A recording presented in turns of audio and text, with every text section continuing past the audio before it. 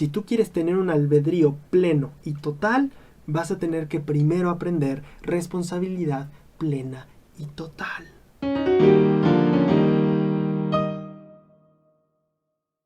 Mi estimada gente de YouTube, pero qué genial y qué honor es tener tu bello rostro por aquí en este canal una vez más.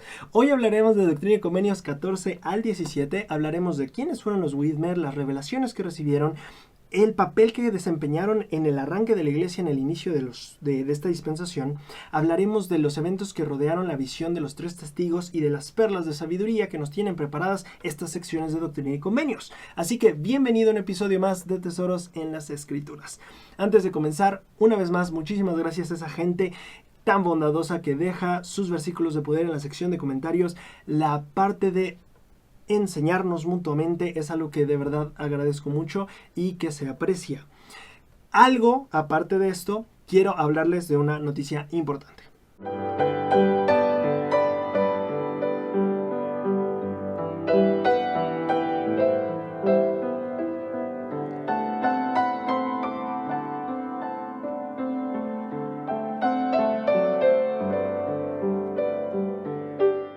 Así es, ya está listo y ya se va a estrenar la segunda edición de Solo Piano. Solo Piano son sesiones de 30 minutos de piano, bueno, de himnos a piano. Se va a estrenar el sábado 20 de febrero a las 7 p.m. en el canal de Diana Angulo. Están geniales. Esta segunda edición, de hecho, yo la disfruté más que la primera, así que espero que ustedes la disfruten muchísimo y ya saben que si quieren contar con música e inspiración, Solo Piano es la mejor opción.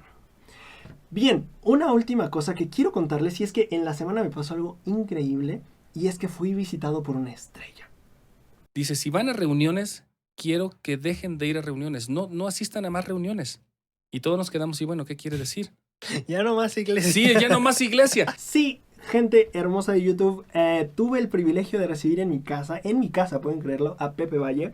Fue un día súper padre, tuvimos el tiempo de convivir, de platicar y nos tomamos el tiempo, por supuesto, para ustedes de grabar un video de 20 minutos que va a estrenarse el miércoles 24 de febrero. No esta semana, sino la siguiente. Y es que les tengo otra sorpresa para esta semana, pero ya les iré contando a mediados del video. Pero bueno, ya saben, un video de Pepe Valle 24 de febrero en este canal lo estarán pudiendo disfrutar. Ya, basta de anuncios, suficiente. 2 minutos de anuncios es demasiado.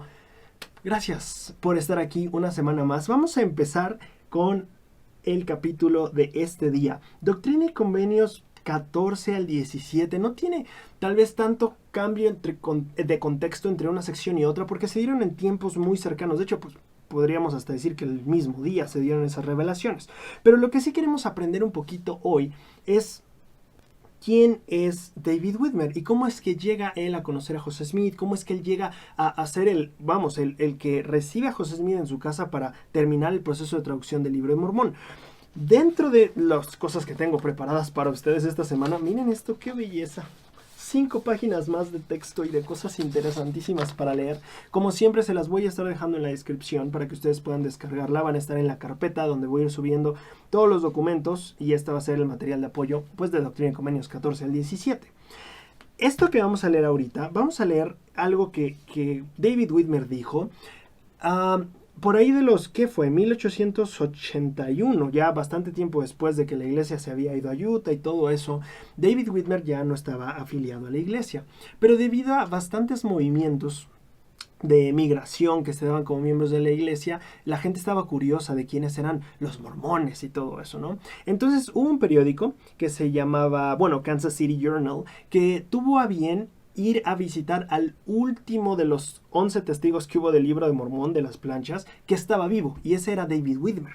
Y este es un extracto, lo que traduje esta semana para ustedes es un extracto de esa entrevista, donde David Whitmer nos va a contar un poquito de cómo conoció a José Smith, cómo fueron los primeros días de estar con él, cómo fue la obra de traducción y muchos otros detalles que también son interesantes. Ahorita vamos a leer solo parte, no va a caber todo, pero sí para introducirnos un poquito en el contexto de cómo es que David Whitmer se involucra con la obra y cómo es que ayuda en ella, ¿vale? Entonces, de este periódico dice David Whitmer: nací cerca de... vamos a saltarlo de su nacimiento. Tenía la edad de José Smith, también nació en 1805, solo que en enero, no en diciembre. Escuché por primera vez sobre la lo que ahora es llamado el mormonismo en el año 1828, nos cuenta David Widmer. Hice un viaje de negocios a Palmyra, Nueva York, y mientras estaba ahí me detuve con un Oliver Cowdery. Muchísima gente en el vecindario estaba hablando sobre el hallazgo de ciertas planchas de oro por parte de un José Smith hijo, un hombre joven del vecindario. Cowdery y yo, al igual que otros, hablamos del asunto, pero en ese momento le puse muy poca atención, suponiendo que sería solo un chisme ocioso del vecindario. Cowdery dijo que conoció a la familia Smith y que creía que debía haber algo de verdad en la historia de las planchas y que él pretendía investigar el asunto. En este caso, recordemos la historia un poquito de Oliver Cowdery. En este momento estamos en el punto, creo que aquí ya lo va a decir, o ya... Aquí está. Oliver dijo que conocía a la familia Smith. Aquí es el punto donde Oliver ya empieza a quedarse con la familia Smith. Recordemos, en ese punto, cuando Oliver empieza a hospedarse en la casa de los Smiths, es cuando conoce a David Widmer y ellos empiezan a platicar sobre los rumores que había, que José Smith había encontrado unas planchas, bla, bla, lo que sea. Y pues Oliver Cowdery le menciona, oye, ¿sabes qué? Que yo conozco a la familia Smith y la verdad que creo que debe de haber algo de verdad en todos esos rumores y estoy muy interesado en investigarlo. Tuve conversaciones con varios jóvenes, dice David Widmer, que dijeron que José Smith tenía por seguro planchas de oro y que antes de que las obtuviera les había prometido compartirlas con ellos, pero que no lo había hecho y ellos estaban muy indignados con él. Aquí algo que tuve que cortar del video anterior por tiempo era un poquito de la explicación de las personas que estaban constantemente, al inicio tratando de obtener las planchas. Y es que eran personas que solían ser compañeros en la búsqueda de tesoros con José. Entonces eran personas que trabajaban con José buscando tesoros y cuando de repente se enteraron que José Smith iba a encontrar una cantidad grande de oro, pues dijeron, oye José, pues éramos compañeros de trabajo, ¿por qué no nos va a tocar parte de este botín si trabajábamos juntos buscando oro? Y entonces estas eran principalmente las personas que estaban constantemente tratando de quitarle las planchas porque de cierto modo sentían que tenían derecho a parte del botín. ¿Me explico? Bueno, este tipo de personas le dijeron a Cowdery pues que ellos tenían ese sentimiento de que se sentían indignados con José por no compartir el oro con ellos. ¿Cómo saben que Joe Smith tiene las planchas?, les pregunté. Ellos respondieron, vimos el lugar de las planchas en el cerro del cual las sacó justo antes como él... Perdón, no, lo leí mal. Vimos el lugar de las planchas en el cerro del cual las sacó, justo como él lo describió antes de obtenerlas. Entonces parece ser que a estas personas, José Smith les describió el lugar de donde iba a sacarlas y con el tiempo ellos llegaron a ir a ese lugar y encontraron el lugar donde estuvieron sepultadas las planchas. David Widmer continúa. Estos grupos estaban tan seguros de declarar las cosas, al declarar estas cosas, que comencé a creer que debía haber algún fundamento para las historias que entonces circulaban en todas partes del condado. Yo no había visto a ninguno de la familia Smith hasta ese momento, y comencé a preguntar a las personas sobre ellos, y aprendí que una noche durante el año de 1827 José Smith hijo tuvo una visión, y un ángel de Dios se le apareció, y le dijo dónde habría de encontrar ciertas planchas, y le señaló el lugar, y que poco después fue a ese lugar y encontró las planchas que aún en ese momento estaban en su posesión. Después de pensar sobre el asunto por un largo tiempo, y de hablar con Cowdery, quien también me dio la historia del hallazgo de las planchas, me fui a mi casa. Y después de algunos meses, Cowdery me dijo que iba a Harmony, Pensilvania, a donde José Smith se había ido con las planchas debido a la persecución de sus vecinos, y que lo vería para ese asunto.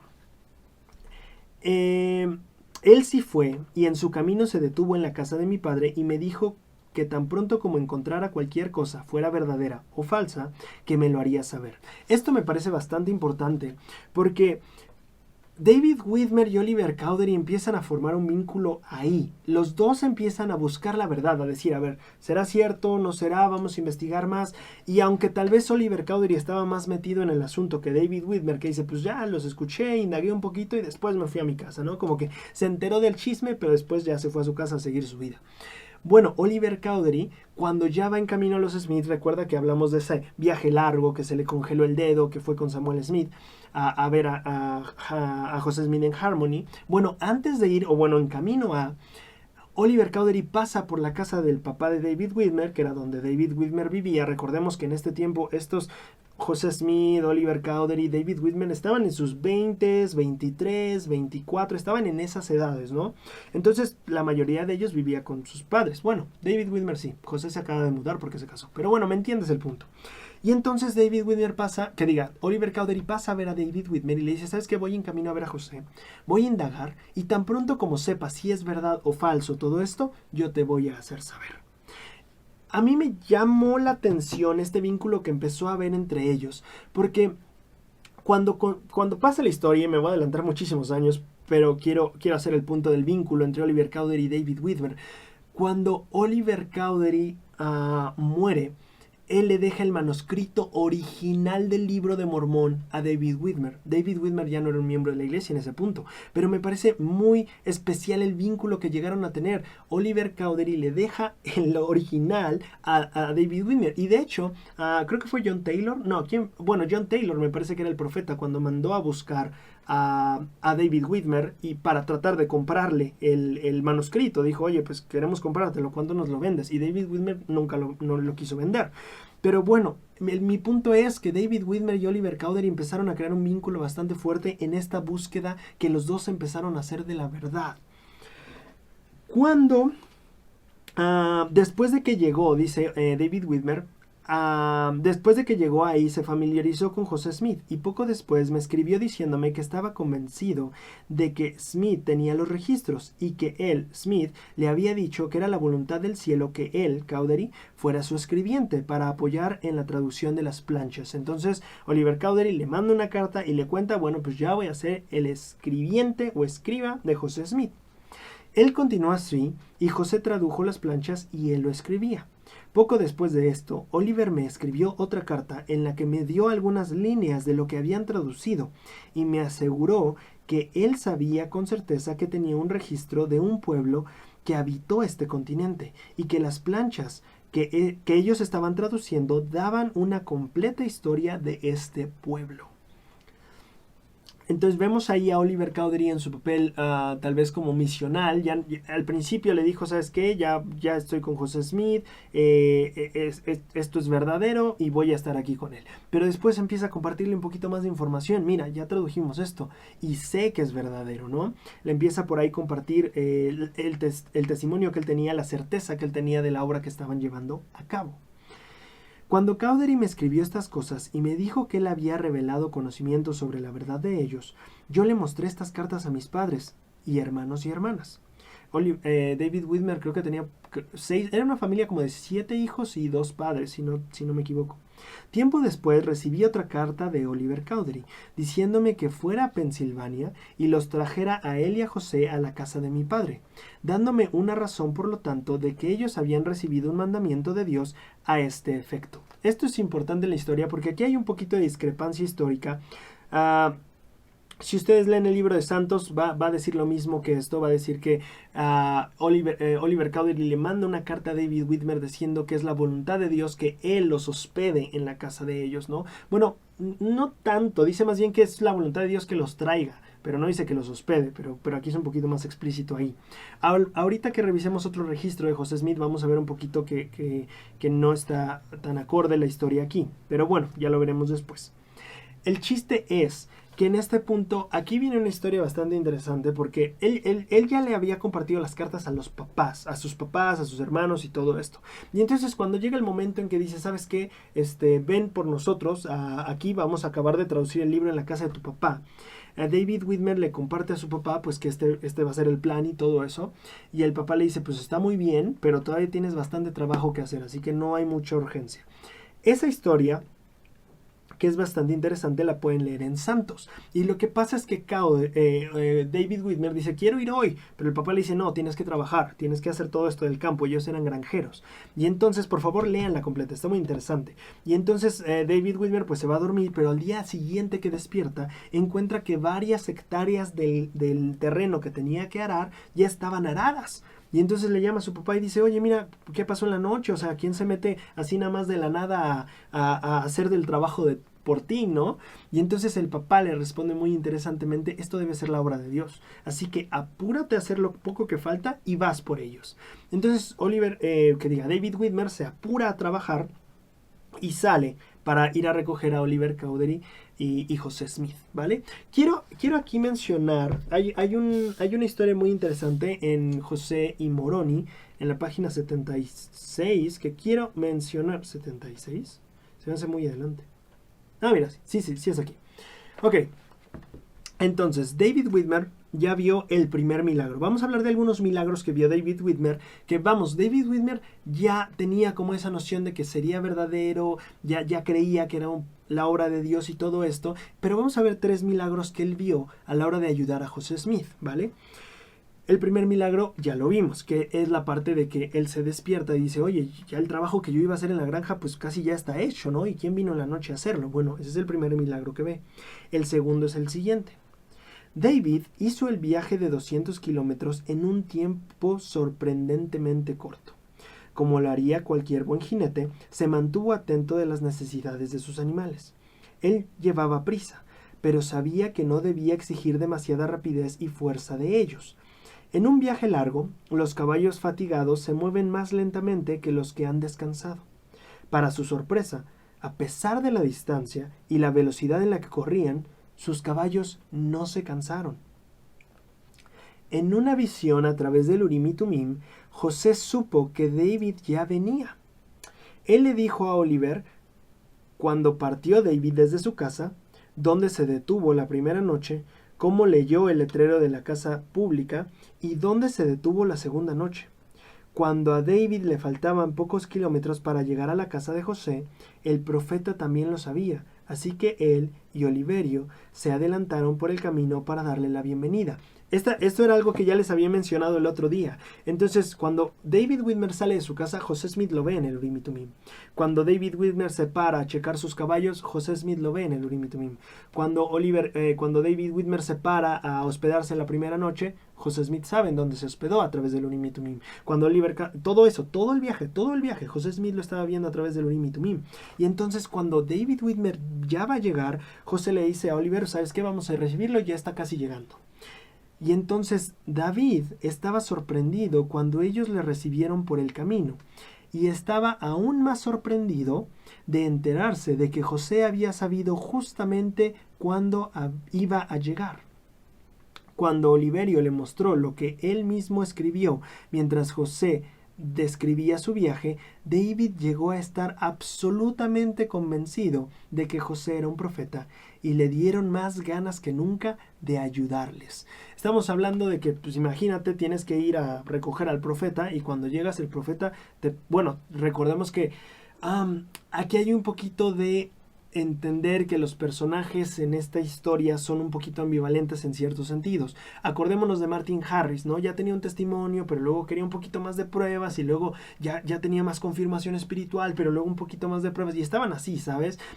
Richard Bushman en el libro de Joseph Smith Robson Rowling, de hecho, describe a Oliver Cowdery y a Martin Harris como personas que escuchaban como creyentes, pero también como críticos, como creyentes y estaban como balanceándose en esas dos, lo cual es bastante bueno, de hecho. Pero bueno, el punto es que David Whitmer también, o sea, va y vamos, él cree, pero no sé si te ha pasado, ¿sabes? Que tienes la determinación de que el evangelio es verdadero, pero de repente hay momentos que dices, wow, esto me hace no dudar, o sea, estoy más seguro que nunca. Bueno, eso le estaba pasando a David Whitmer en el momento en el que el profeta, o más bien parece ser que Oliver Cowdery, le relata todo lo que él hizo en el viaje y David Whitmer dice, madre mía, o sea, ya no tengo dudas de que este hombre es un profeta de Dios. Salieron de la casa de José con dirección a la granja de los Whitmer casi de inmediato. Emma se quedó para cuidar de las cosas, pero se uniría con ellos poco tiempo más tarde. Entonces Emma no se va con los muchachos, ahora sí que se fueron de caballeros. Solamente fueron los tres, David Whitmer, Oliver Cowdery y José Smith. Son los únicos que se van. Emma se queda un tiempo. Bueno, ese es el segundo milagro que ve David Whitmer a la hora de tratar de ayudar a José. ¿Cuál es el siguiente milagro? De hecho, lo voy a sacar también de aquí. Se me olvidó que lo iba a sacar también de aquí. Pero bueno, este siguiente milagro se me hace tan interesante que yo se los puse, de hecho, también en esta parte de aquí. En las hojas que les voy a estar dejando, ¿vale? Y es que cuando están en el trayecto, ya vimos que era un trayecto bastante largo. Era un trayecto que tomaba días en caballo, ¿no? O sea, no era un caballo, no era un caballo, perdón, no era un tramo sencillo. Entonces, Lo que pasa es que mientras están, de hecho lo voy a complementar porque aquí viene un poquito cortado.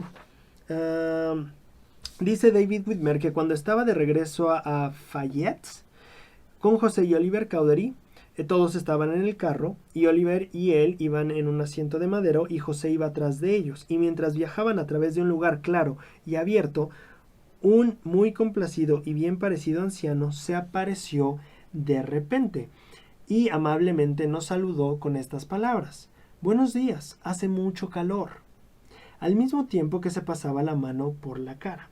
Le devolvimos el saludo y, atendiendo a una señal de José, lo invitamos a subir si es que él iba en la misma dirección que nosotros, pero nos respondió con mucha amabilidad: No, yo voy hacia Cumora. Esto está interesante. Entonces van en la carreta, ya están yendo a Fayette y y en este momento aparece una persona que lo saluda muy amablemente, le dice buenos días, o José les dice pues invítanlo a subir, lo invitan a subir, si es que va hacia el mismo lado, pero el personaje, este anciano de buen parecer, les dice no, es que yo voy hacia Cumora. Ese era para mí, dice David Whitmer, un nombre desconocido, y no sabía a qué se refería. Nos miramos unos a otros, y mientras yo le dirigía a José una mirada interrogativa, el anciano desapareció en un instante.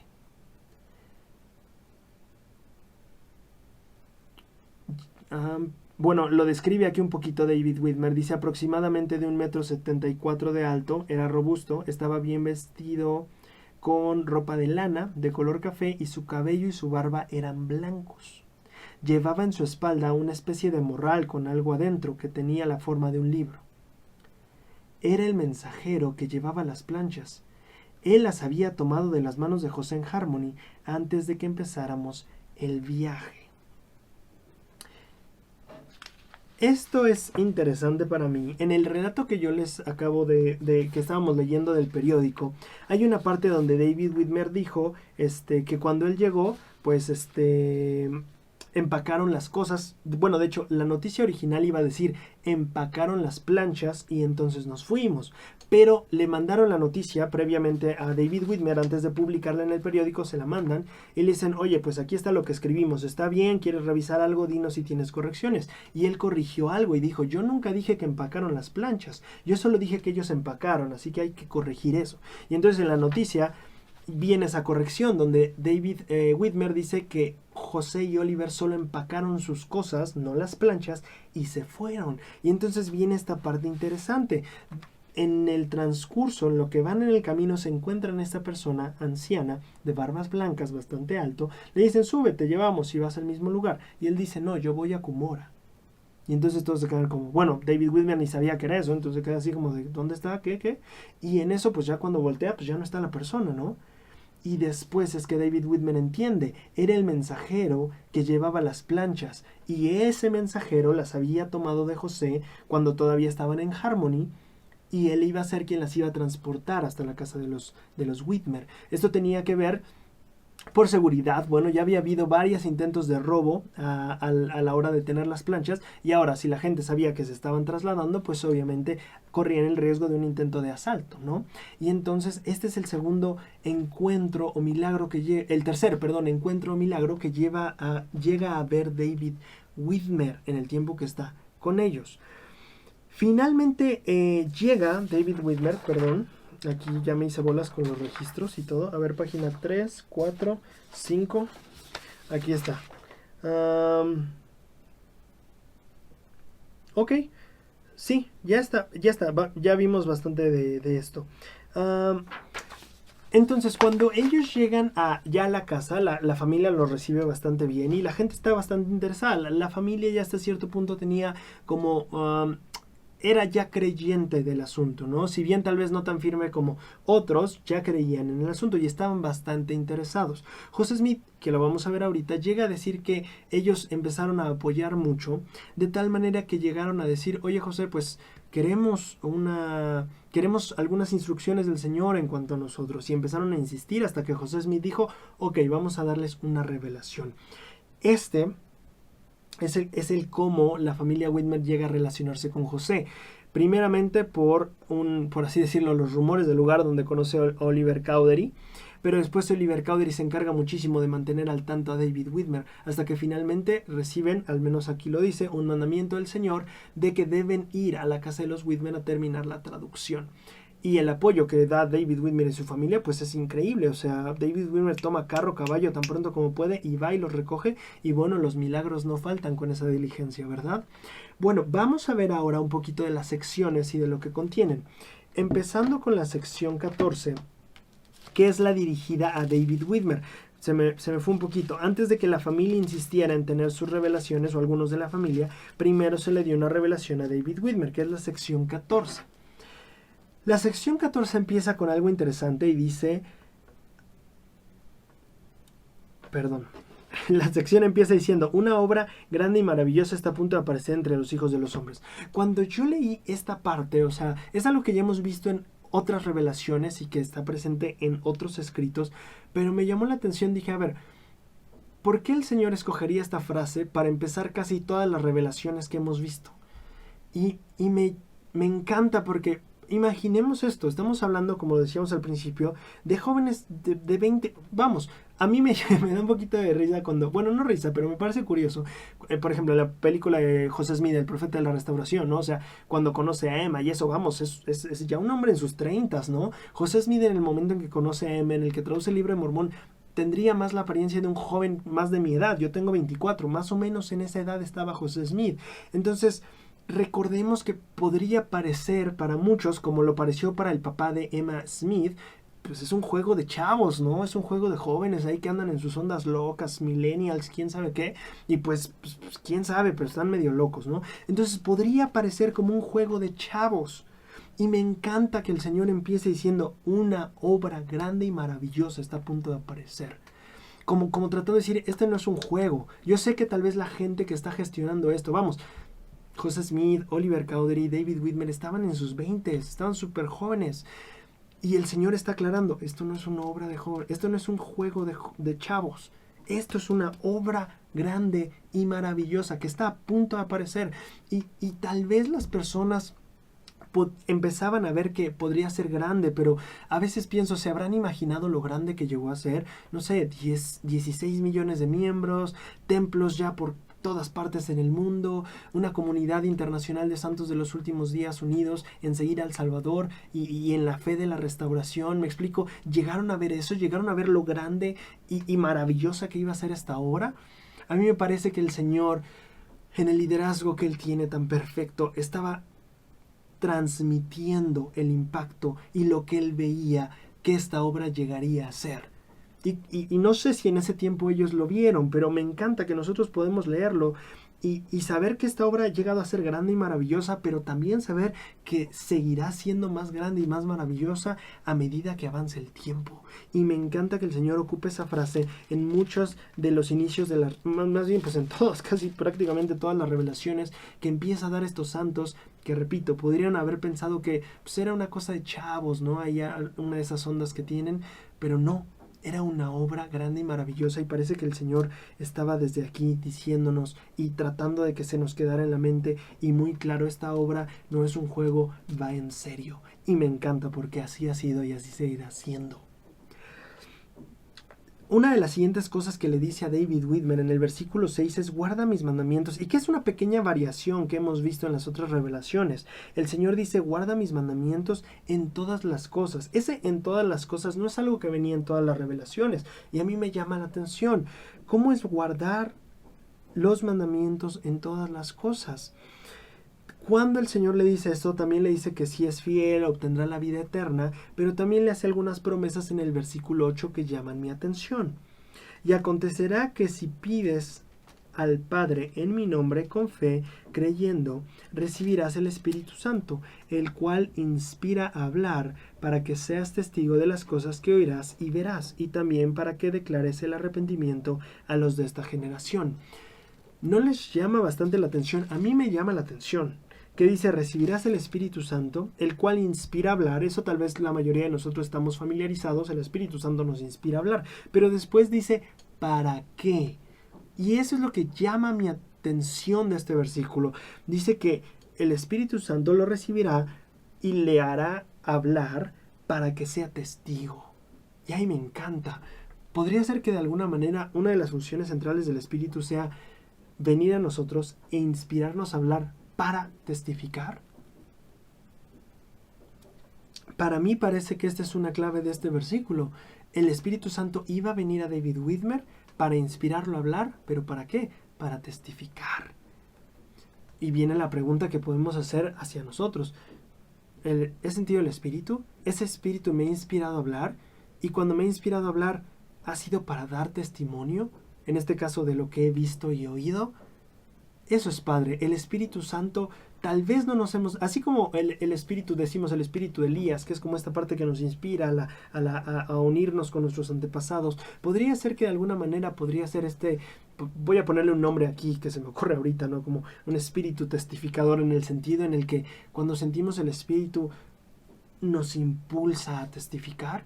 Podría ser que sentimos el Espíritu, pero tal vez no somos tan perceptivos a esa parte que nos impulsa a compártelo, testifica de lo que has visto y que has sentido. Eso sería interesante explorar en nuestras impresiones espirituales. A mí me llama la atención otra parte de este mismo versículo que dice, las cosas que oirás y verás. Eso no es algo que le dijo a los demás, precisamente no a todos. Y a mí solo quiero que lo tengamos en mente, tal vez más adelante nos va a servir, pero él le dice para que testifiques de las cosas que verás y oirás. ¿Qué cosas iba a ver y oír David Whitmer? Tal vez nosotros ya sabemos, bueno, pues iba a ser testigo de las planchas, pero él en ese punto no lo sabía y el Señor ya le estaba adelantando. Tú vas a tener que testificar de lo que vas a ver y oír, y eso es interesantísimo. Llegamos a el versículo que yo siento que es como el clave para mí de todas estas secciones, que es el versículo 9 de la sección 14.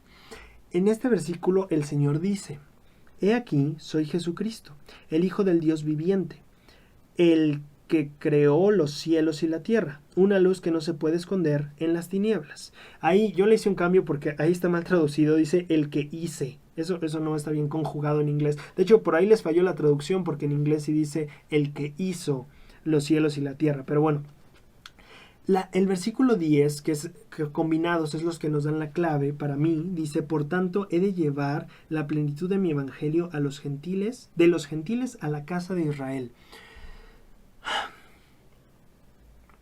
Me encanta este versículo porque me hace pensar en el atributo de la responsabilidad.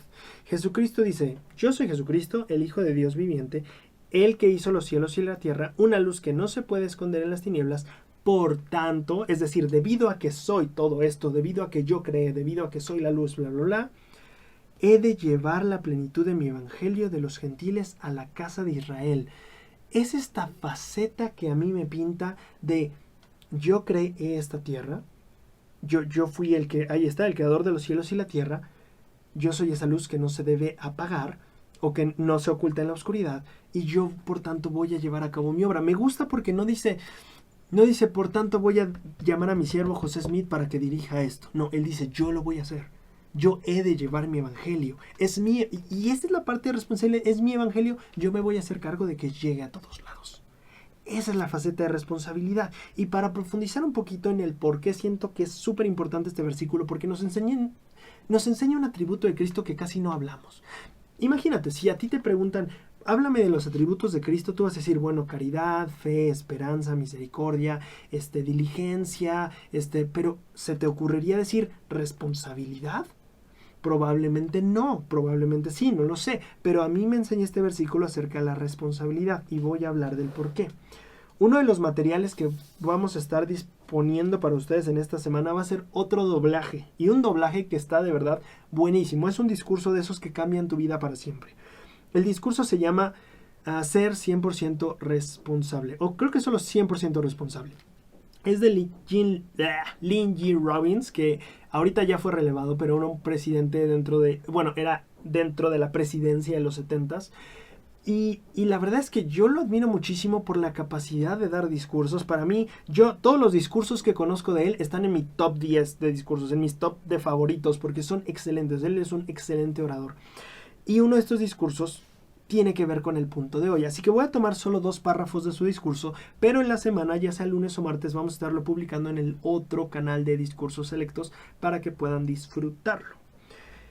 Él dice lo siguiente: la responsabilidad es reconocernos a nosotros mismos como la causa de los efectos o resultados de nuestras elecciones, sean buenas o malas. Entonces, la responsabilidad empieza ¿en dónde? Cuando nosotros nos vemos a nosotros mismos como la causa de las consecuencias buenas o malas que nos pasan, ¿no?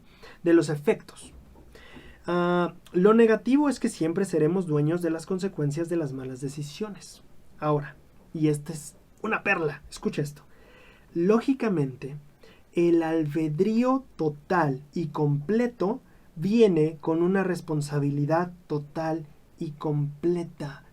Interesantísimo. Él está vinculando el albedrío con la responsabilidad y dice que si tú quieres tener un albedrío pleno y total, vas a tener que primero aprender responsabilidad plena y total. Él continúa. Una de las estrategias más astutas de Satanás para obtener el control de nuestro albedrío no es un ataque frontal a nuestro albedrío, sino un astuto y sutil ataque a la responsabilidad. Sin responsabilidad, toda buena dádiva de Dios podría utilizarse para fines malvados. Por ejemplo, los derechos de una mujer pueden ser distorsionados para justificar un aborto innecesario. Cuando el mundo separa la elección del rendir cuentas, se dirige a la anarquía y a una guerra de voluntades o la supervivencia del más fuerte. Lo que podríamos llamar albedrío sin responsabilidad es el principio de Corior. Como leemos en el libro de Alma, todo hombre conquistaba según su fuerza, y no era ningún crimen que un hombre hiciera cualquier cosa. Sin las consecuencias negativas, ahora se tiene albedrío desenfrenado, como si no hubiera ninguna hora de la verdad. Vamos a analizar el principio fundamental de esto. El albedrío tiene una relación brutal con la responsabilidad. Y él nos explica que si queremos pleno albedrío, que en pocas palabras se traduce en libertad y felicidad y plenitud de verdad, tenemos que aprender responsabilidad. Y voy a dar un ejemplo de cómo es que cuando nosotros cedemos responsabilidad, perdemos libertad. Y cómo es que cuando adquirimos responsabilidad, aumentamos nuestra libertad. Un clásico ejemplo. El adolescente que dice, pero es que mamá, papá, es mi vida y quiero que me dejes vivirla como yo quiero. La respuesta de manual que todos nos sabemos es, sí, pero vives en mi casa. ¿Sí o no? Bueno, ¿cuál es el punto?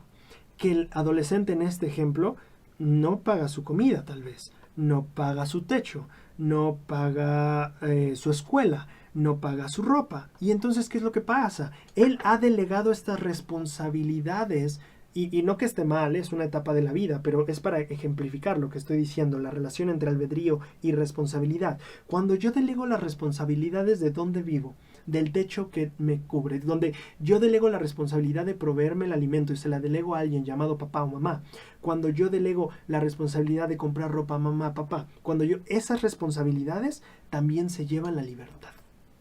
Y no en una manera negativa, solo quiero que lo entiendas. El tiempo que vivas en la casa de ellos, pues es casa de ellos.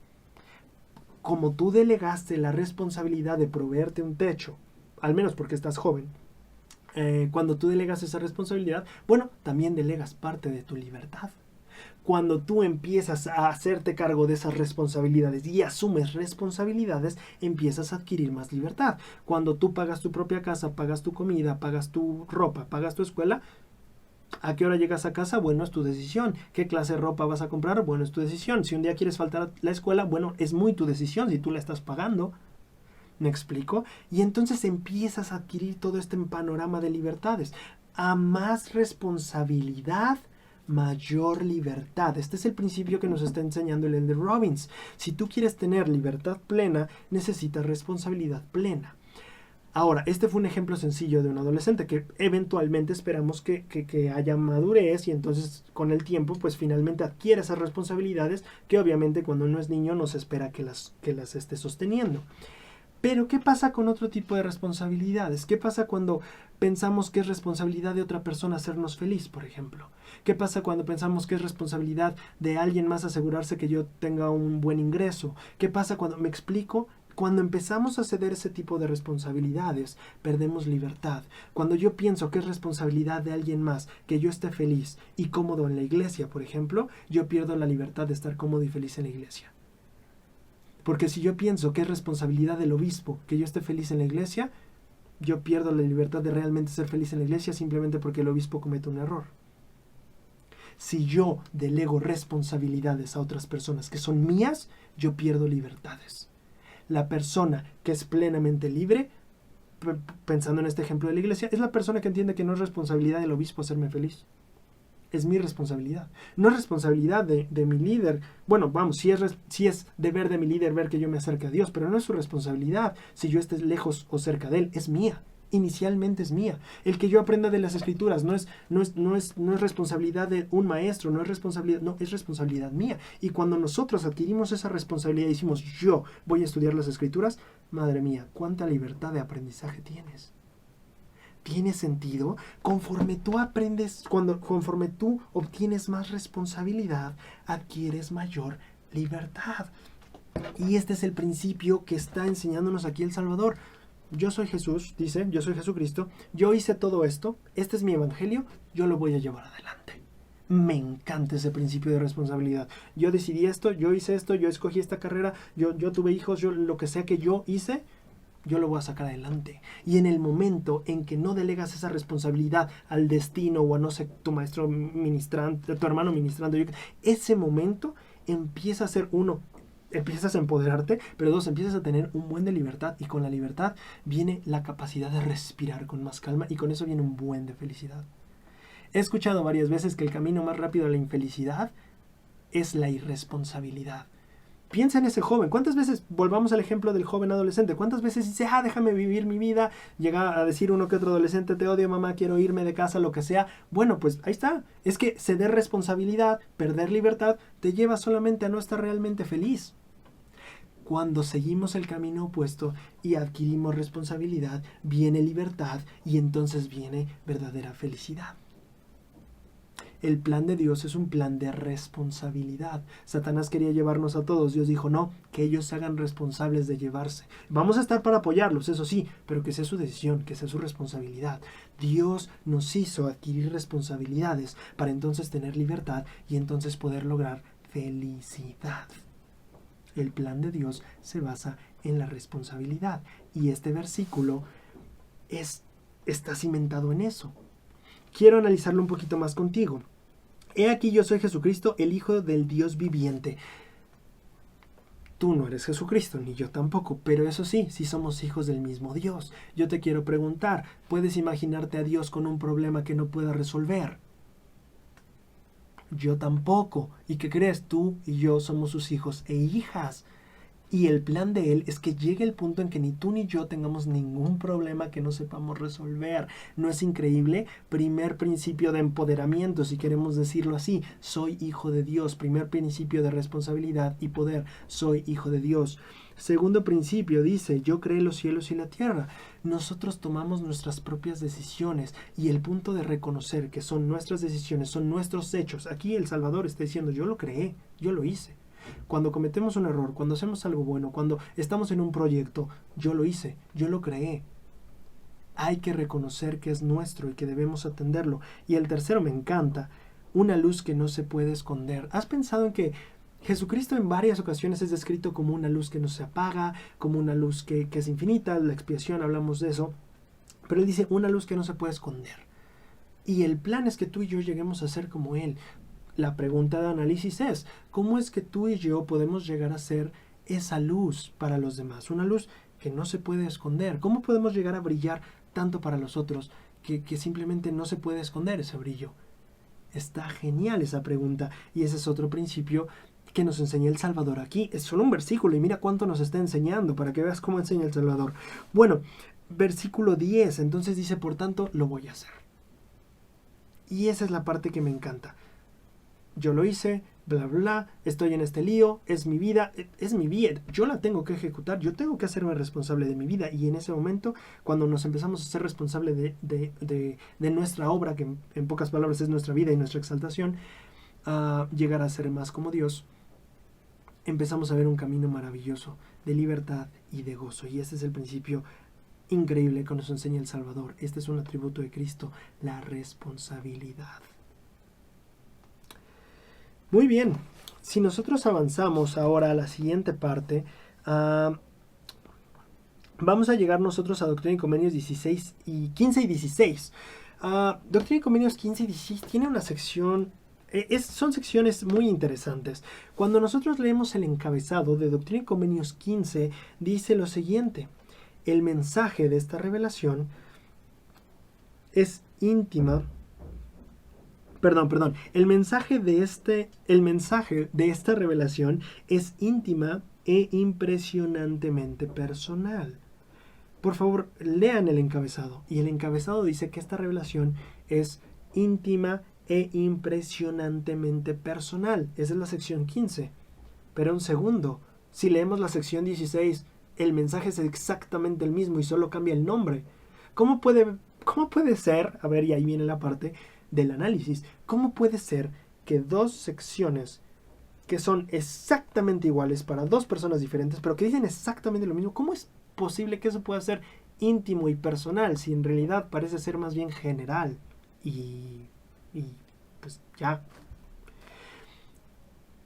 Una vez, cuando yo era misionero, vamos otra vez en las historias, no sé si he caído mucho en este estereotipo de ex misionero que solo habla de cuando estaba en la misión. Espero que no, porque solo espero que no. Pero bueno, cuando yo estaba en la misión, tuve la fortuna de que nos visitara el Elder Pino en la misión. Él actualmente es el presidente del área de México, de aquí donde yo vivo. Y él nos compartió un mensaje justamente hablando de estas dos secciones. Y nos hizo exactamente la misma pregunta que yo estoy poniéndote aquí sobre la mesa. ¿Cómo es que estas dos secciones, que son exactamente iguales, puede decir que son íntimas, personales, impresionantemente personales? Y después de esa pregunta, él nos hablaba como misioneros y decía, ¿cuántas cartas o cuántos comunicados les ha dado a ustedes personalmente el profeta? Y todos como, no, pues no. Y él nos dijo, claro que sí, todos ustedes tienen uno, y es su llamamiento misional. Y puede que tal vez el de todos diga casi lo mismo.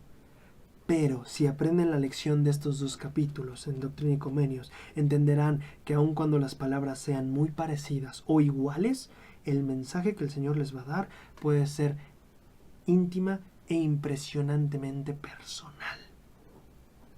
Y yo lo puedo aplicar a, tal vez, mi bendición patriarcal. Yo lo puedo aplicar, y lo vemos mucho en nuestros estudios personales. Las escrituras dicen lo mismo. Las escrituras que ustedes tienen y las que yo tengo dicen lo mismo. Pero de alguna manera Dios logra que con las mismas palabras el mensaje, cuando tú o yo lo leamos, pueda ser íntimo e impresionantemente personal. Mi presidente de misión llegaba a decir, Dios está en los detalles de nuestra vida. No sé cómo lo hace, pero Él está en cada uno de los detalles de sus vidas. Y es así. Podría parecer que es general, podría parecer, y bueno, es que de hecho lo es, las palabras son iguales. Pero ahí es la parte donde nosotros conectamos con el Espíritu, y aunque las palabras sean las mismas, el sentimiento, la impresión y la revelación pueden ser íntimas e impresionantemente personales. Mi invitación de esta pequeña análisis que hicimos de esta frase es que busques la manera durante este estudio de que el Señor te hable a través de estas palabras, que todos vamos a leer esta semana, todos vamos a leer estas mismas palabras, pero yo sé que hay una manera en la que si tú buscas vas a notar cómo el Señor tiene un mensaje íntimo e impresionantemente personal para ti.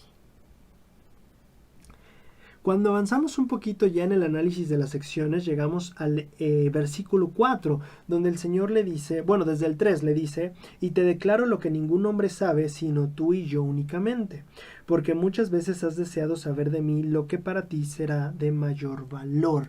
Este versículo 4 me encanta, porque da evidencia de que, ¿quién es aquí? ¿John Whitmer o...? Ajá, John Whitmer.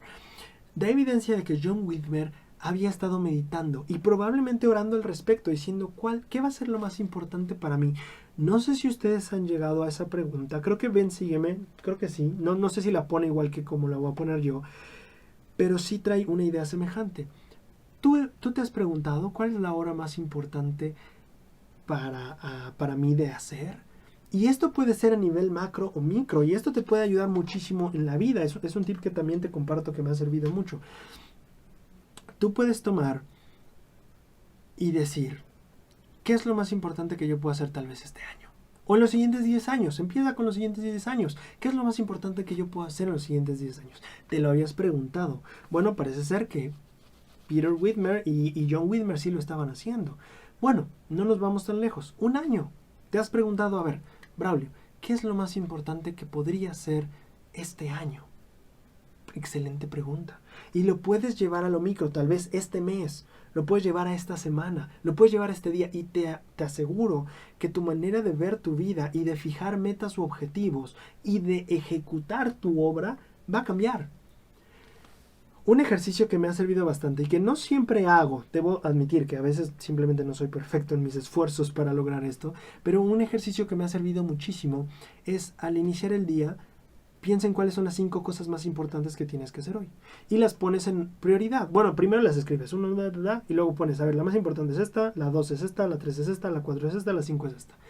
Y en ese orden las ejecutas. Y es fascinante porque la verdad el día se vuelve muy productivo, porque vas con este enfoque de qué es lo más importante que tengo que hacer ahora. ¿Qué es lo más importante de este día? Esta era la pregunta que guiaba David Whitmer, y nota el versículo 5, porque el Señor le dice, he aquí, bendito eres por esto. Cuando el Señor dice bendito eres por, Él te está echando porras, te está festejando, te está reconociendo un atributo o algo bueno que has hecho extremadamente bien. Y Él le dice, bendito eres por esto, porque te has preguntado qué es lo más importante que podrías hacer. Tal vez sería bueno en nuestras vidas empezar a meditar. Y puede ser un ejercicio que puedes hacer en familia, en tu estudio personal. Tal vez puedes en tu cuaderno de estudio poner cuál es la obra más importante de mí este año, este mes, esta semana, este día. Lo que tú escojas y lo que el Espíritu, recuerda, puede ser muy personal e íntimo para ti. Deja que esa pregunta esté en ti y ver qué te enseña el Espíritu. El siguiente versículo nos lleva a algo bastante interesante. Ya se nos está acabando el tiempo. Todavía tengo varias cosas que quiero compartirles. El versículo 5 se vuelve interesante para mí porque dice, bueno, bendito eres por esto, que ya discutimos, y por haber declarado mis palabras que de conformidad con mis mandamientos yo te he comunicado. Hasta donde sabemos, esta era la primera revelación que recibía Peter y John Whitmer. ¿A qué se refiere el Señor? Y yo lo puse aquí, no sé si se me va a alcanzar a ver, pero aquí yo le puse un signo de interrogación, porque yo dije, a ver, yo lo estudié y dije, pero ¿cuáles palabras le ha comunicado? ¿Cuáles ha declarado? Se supone que aquí apenas está empezando a conocer su deber, ¿no? Y a los dos le dice lo mismo, y bendito eres también porque has declarado mis palabras. Y me puse a pensar bastante y no tuve una solución a la respuesta, no tuve una respuesta a la pregunta hasta que me puse a investigar en algún otro lado, que es justo a donde vamos a ir ahora. Ya vimos un poquito que José Smith había viajado a casa de los Whitmer. Ya vimos un poquito del lado de la historia desde David Whitmer, que él no la explicó, pero hay algo interesante que cuenta José Smith que les voy a dejar en los materiales de apoyo. Y yo quería leerlo todo, pero la verdad es que no nos va a dar tiempo porque quiero contarles otras cosas y prefiero contarles esas otras cosas y que lean ustedes esto, que lo van a tener disponible. Entonces, lo que pasa es, lo primero que yo quería hacer aquí es que, bueno, ya les había dicho yo que había una pequeña, ¿cómo se dice? Discrepancia histórica, porque aquí José Smith, cuando nos cuenta la historia, nos dice más bien que David Whitmer llegó a la casa así nada más y les dijo, bueno, vámonos a mi casa y allá vamos a seguir la traducción, ¿no? Ahí es un poquito de discrepancia. Pero bueno, cuando ellos llegan a Seneca, que es donde el condado de Seneca, que es donde vivían los Whitmer, José Smith escribe, o bueno, lo escribió años después, pero esto es lo que dice.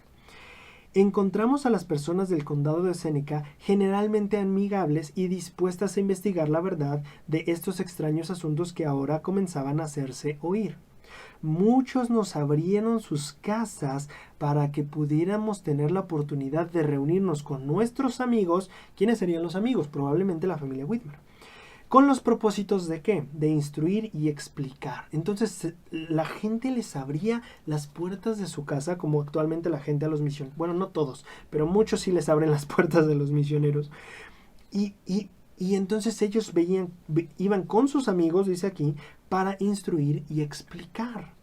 Nos reunimos con muchos de tiempo en tiempo, quienes estaban dispuestos a escucharnos y deseosos de encontrar la verdad tal como es en Cristo Jesús. Y aparentemente dispuestos a obedecer el Evangelio una vez que estaban bastante convencidos y satisfechos en sus mentes. Y en el mismo mes de junio, mi hermano Hyrum Smith, David Whitmer y Peter Whitmer, hijo, fueron bautizados en el lago Seneca. Los dos primeros por mí y el último por Oliver Cowdery. Entonces, aquí lo que estamos viendo es que empieza a haber esta atracción de conversos. Bueno, los bautizados inicialmente, los Whitmer, los hermanos Whitmer y Hyrum Smith, pero ya había gente. José Smith empieza a decirnos, había gente con la que nos reunimos que quería saber y que empezaron a convencerse y estaban dispuestos a obedecer todo el evangelio una vez que ellos se sentían bien y ya tenían la certeza de él, ¿no? Desde ese momento en adelante, fíjate, todavía faltaba, esto fue en junio del 29, todavía faltaba hasta abril del siguiente año para que se estableciera la iglesia formalmente, pero él dice, desde ese momento en adelante, muchos se volvieron creyentes y fueron bautizados, mientras que nosotros continuábamos instruyendo y persuadiendo a tantos como aplicaban a la información. David Whitmer en el documento en el periódico, que de hecho ya no lo traduje porque era más adelante, pero David Whitmer también dice que empezaron a haber bautismos y a organizarse ramas en el tiempo en que ellos estaban traduciendo el libro de Mormón. A veces creemos que pues la iglesia empezó con 6 miembros ahí en abril. No, hay documentos que incluso dicen que en el momento en el que ya se constituye formalmente la iglesia en abril de 1830, ya había hasta 170 miembros de la iglesia. O gente que se estaba congregando y que era de la fe de esta restauración que estaba tomando lugar. Entonces, cuando yo leí esto, yo dije, yo creo que esta es mi respuesta, porque dije, claro, aquí el Señor les está diciendo, ¿sabes qué? Pues ya habías declarado mi palabra, y aquí José Smith dice, pues estábamos predicando a bastante gente, la gente se empezaba a bautizar, y dice, nos reuníamos con nuestros amigos para explicar e instruir, ¿no? Y entonces parece ser que los Whitmer, así como los Knight que vimos la semana pasada, parece ver que los Whitmer estaban ayudando a José a encontrar a esta gente que quería buscar la verdad, a encontrar a los escogidos del Señor, y empezaron a bautizar gente. Para mí, ahora yo entiendo por qué el Señor dice, bendito eres por haber declarado mis palabras. ¡Qué genial! Los Whitmer parece que estaban recibiendo la aprobación del Señor por sus esfuerzos misionales. Y vaya que ayudaron mucho a crecer la iglesia y a arrancar desde abajo. En este capítulo de Ven, Sígueme, habla de una persona llamada Mary Whitmer, que fue la mamá de los Whitmer, quien llegó a ver las planchas, hasta donde entiendo la única mujer que vio las planchas. El relato nos invita, Ven, Sígueme, a leer el relato en el libro de Santos, lo cual les invito definitivamente a hacer. Yo solo quiero hacer una pequeña aclaración histórica. Uno de los relatos a los cuales nos lleva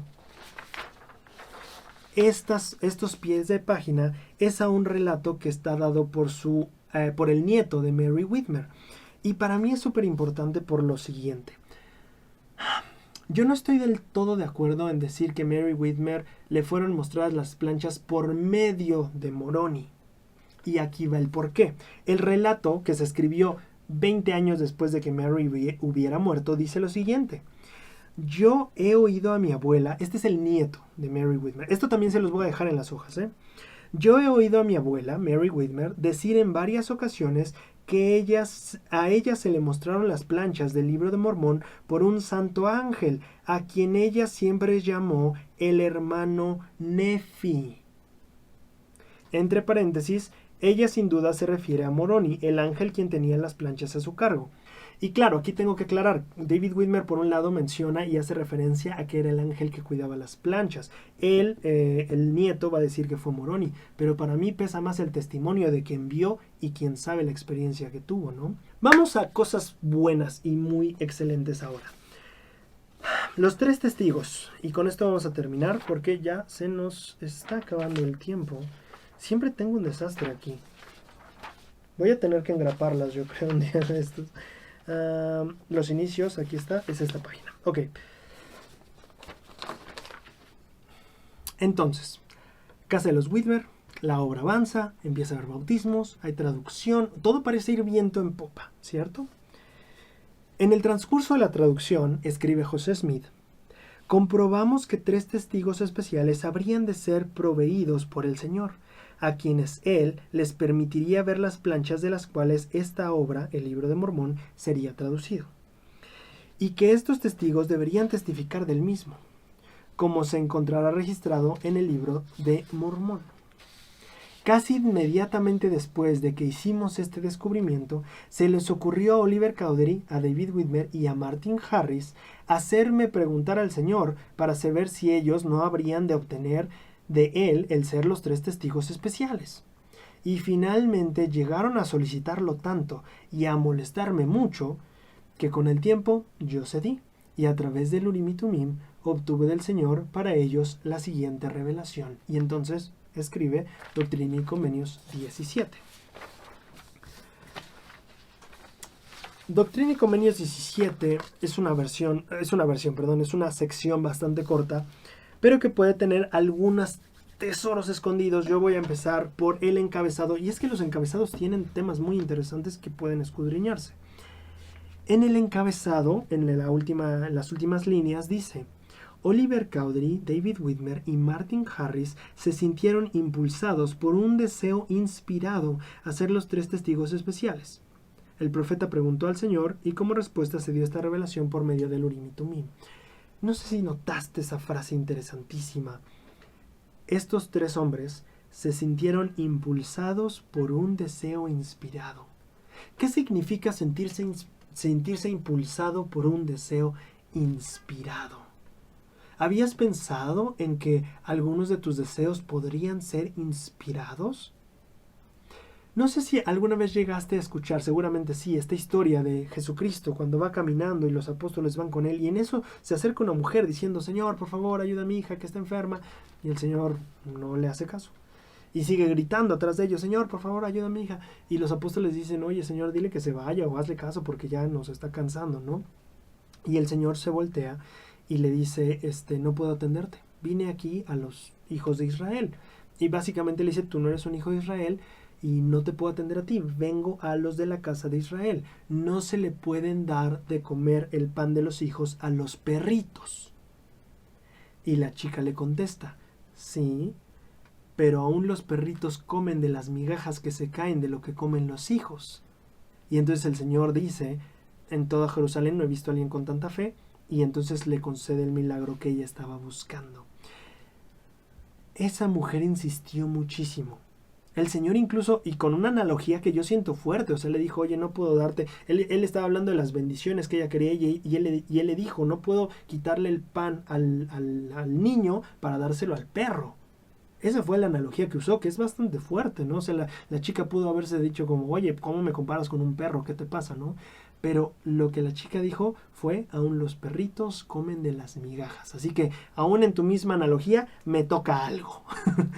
Y ahí yo pienso en la insistencia que Martin Harris, ya leímos de José Smith, dice, me insistieron, me empezaron a molestar mucho hasta que finalmente cedí, fueron las palabras de José. Y aquí la sección dice que fueron impulsados por un deseo inspirado. Una buena actividad que podrías hacer es pensar en los deseos de tu corazón, en lo que quieres, y evaluar cuáles de ellos podrían ser inspirados o no. Aquí va una historia, y no va a ser de mi misión. Cuando yo estaba ya en mi casa después de mi misión, yo estaba aprendiendo muchísimo de las escrituras y de los mensajes de los profetas y todo eso, y llegó un punto en el que yo dije, quiero compartirlo con la gente, y empecé a escribir cosas, y empecé a tratar de compartirlo, a explicarle a gente, y no sé, como que por cierto lado, como que no jaló mucho, no importa. El chiste es que llegó un punto en el que yo estaba meditando en mi estudio personal, y llegó este sentimiento de gratitud por todo lo que había aprendido, y simplemente dije, no sé qué de especial tenga, Señor, yo, pero qué padre, o sea, me siento muy, muy honrado y qué, o sea, ¿quién he de ser yo para que me enseñes tantas cosas y todo esto, no? Y la respuesta del Señor que llegó inmediatamente fue, si crees que te he dado esto para que te lo quedes para ti, eres demasiado egoísta. Y yo dije, ouch. Y entonces me di cuenta que tenía que hacer algo más por compartir. Y yo ya les mencioné que antes había tenido el deseo de compartir con personas y de enseñar y de hacer algo, pero no había funcionado. Entonces como con Oliver Cowdery, ¿no? Como que me hice a un lado y ya no traduje. Bueno, el chiste es que después esta impresión llegó y tengo que compartir y tengo que hacer. Y bueno, unos meses después pues ya surgió este canal. Entonces yo pienso en ese deseo que probablemente fue inspirado, pero que no supe muy bien cómo canalizar o cómo hacer. Y yo pienso en cuántos de nuestros deseos podrían ser realmente deseos inspirados. Cuando tú tienes las ganas de hacer algo, porque por cierto punto yo sentí como de, no, es que si yo me pongo a, no sé, hablarle a la gente, a una cámara, no sé, yo no me siento, no sé si decirlo así, pero no sé, me sentiría arrogante y no quiero hacerlo, ¿no? Por cierta parte así lo sentí. Pero después me hizo ver el Señor que no, lo arrogante sería que no lo compartieras. Pero mi punto es este. Puede que tengas deseos que no sepas que son inspirados, que no sepas si están ahí porque, no sé, tal vez como yo lo sentí, como esto sería arrogante de mi parte, pero que el Señor con el tiempo te va a ayudar a ver que no, que todo lo contrario, son deseos que Él está poniendo en ti porque Él quiere que hagas una obra grande, como en este caso los 3 testigos. Ellos se pusieron, y yo diría, oye, pero deja al profeta en paz, ¿por qué lo estás molestando tanto, no? Pero al parecer este era un deseo inspirado, que llevó a la revelación de Doctrina y Convenios 17 y después al testimonio de los 3 testigos. Se nos está acabando el tiempo, mis amigos, y solamente quiero acabar una escritura que no me puedo dejar pasar. Quiero que tú analízalo, por favor. En esta revelación, en Doctrina y Convenios 17, en el versículo 5 al 6, note el testimonio que da el Señor de la obra. Él dice que José Smith vio las planchas y que por el poder de Él, es decir, del Señor, Él las ha visto y que las tiene por la fe. Y dice, y ha traducido el libro, sí, la parte que le he mandado, y vive vuestro Señor y Dios, que es verdadero. Poniéndolo en palabras de hoy, de santos de los últimos días hoy, José Smith tradujo el libro, sí, la parte que le mandó el Señor, y así como vive nuestro Señor y Dios, es verdadero. Ese es un testimonio. El Señor está testificando del libro. No sé cuántos pasajes de las Escrituras conozcas tú o cuántas veces conozcas tú que el Señor haya testificado específicamente sobre un libro. Bueno, aquí está el testimonio del Señor en cuanto al libro de Mormón. Él dice, así como yo vivo, así como vive tu Señor Dios, qué palabras, ¿no? Es verdadero. Ese es el testimonio del Salvador en cuanto al libro de Mormón y es precioso. Terminaré con una historia de la restauración y con mi versículo de poder. Tal vez primero mi versículo de poder. Mi versículo de poder es el que yo les mencioné que era de mis favoritos, el que habla en cuanto a la responsabilidad, porque me ayuda a mí a saber si hay algún problema, está en mis manos. Si no está en mis manos, pues ya está. Pero si sí está en mis manos, toma responsabilidad sobre él, cámbialo. el Elder Bednar, hay una frase que dice que debemos actuar. En inglés tiene mucho sentido porque dice que we should act to impact our circumstances. Él dice como debemos actuar para que entonces nuestras circunstancias las impactemos. Pero tiene mucho la relación entre el actuar y el impactar las circunstancias. Entonces, el Elder Bednar nos invita a ser agentes. Y esto es lo mismo que el versículo nos invita a hacer y que el Señor nos está dando ejemplo. Somos hijos de Dios. Nosotros tenemos el poder para hacer, crear y deshacer. Y seamos esa luz que no se puede apagar, que no se puede ocultar en las tinieblas. Ese es mi versículo de poder, Doctrina y Convenios 14, 9 y 10. Les voy a contar una historia de la restauración porque hace mucho que no contaba una historia de la restauración y esta me parece fascinante y hermosa. Lo voy a sacar de José y Moroni. Creo que está justo aquí. Mary Whitmer ve las planchas y adquiere mucho valor, fuerza y determinación, etc. Bueno, algo que también adquiere es alguien más que contrata para que le ayude con sus quehaceres. Bueno, esta persona que contrata se llama Sarah Conrad. Y Sarah Conrad, lo voy a leer directamente de aquí, ¿vale? Después de que vio las planchas, Mary Whitmer nunca vaciló en su apoyo a José Smith. Con este testimonio que obtuvo del ángel, Mary decidió hacer algo para aligerar su carga y hacer más fácil el cuidado de la familia e invitados. Decidió contratar a alguien para ayudarla con los quehaceres. Así que contrató a su sobrina, una muchacha que se llamaba Sarah Conrad, para que viviera con ellos en la casa. Mary no le dijo a Sarah lo que José y Oliver estaban haciendo, pero no pasó mucho tiempo cuando ella descubrió que algo estaba sucediendo. Sarah notó que el profeta y su amigo subían hacia el ático y se quedaban todo el día. Cuando bajaban del ático se veían más como seres celestiales que solo hombres ordinarios. Al principio Sarah tenía curiosidad, pero con el tiempo su apariencia luminosa realmente empezó a asustarle. Le dijo a su tía cómo se sentía y hasta la amenazó con irse de la casa si no le decía qué hizo con esos hombres que se veían tan extremadamente blancos. La señora Whitmer le explicó a Sarah en confianza que estaban traduciendo un libro nuevo y maravilloso, el libro de Mormón, y que con el poder de Dios era tan grande en la habitación que apenas podía soportarlo. A veces había ángeles rodeados de gloria en la habitación y esta gloria casi les consumía. La luz que brillaba en los rostros de José y Oliverio vino de hecho de haber estado con esos ángeles. Esta explicación fue bastante razonable y satisfizo a Sarah. Ella no solo continuó viviendo en la casa de los Whitmer, sino que también se convirtió en una gran amiga de José. Más tarde ella fue bautizada, y mucho más tarde, después de que ella y los demás santos fueron expulsados de Nabú, se fue a Utah con ellos y estableció su casa en la ciudad de Provo.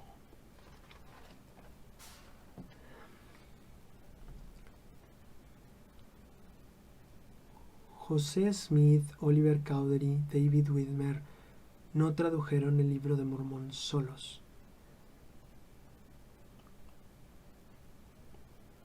Por supuesto que lo hicieron con la ayuda de Dios, por el don y el poder de Dios, dicen las Escrituras. Pero ¿no les llamó la atención en el testimonio de la hermana Whitmer decir que había ángeles en la habitación que estaban cubiertos de gloria? Junto con el presidente John Taylor podríamos preguntar qué mejores ángeles para supervisar la traducción del libro de Mormón que aquellos ángeles que lo escribieron. No solo personas como Moroni, sino también como Nefi, profetas tal vez como Alma. ¿Quiénes mejores que ellos que escribieron y vivieron los hechos narrados en el libro de Mormón? ¿Quiénes mejores que ellos para supervisar la traducción del libro de Mormón? El libro de Mormón es una obra maravillosa y un prodigio, pero es parte de esta obra grande y maravillosa que el Señor iba a traer entre nosotros. Y la hora está aquí. Y es maravilloso que durante esta semana podemos regocijarnos en aprender los milagros que sucedieron mediante la traducción o durante la traducción de estos maravillosos escritos. Espero que disfrutes mucho tu semana de estudio. No olvides dejarme tu versículo de poder y nos vemos la próxima semana. Solo tú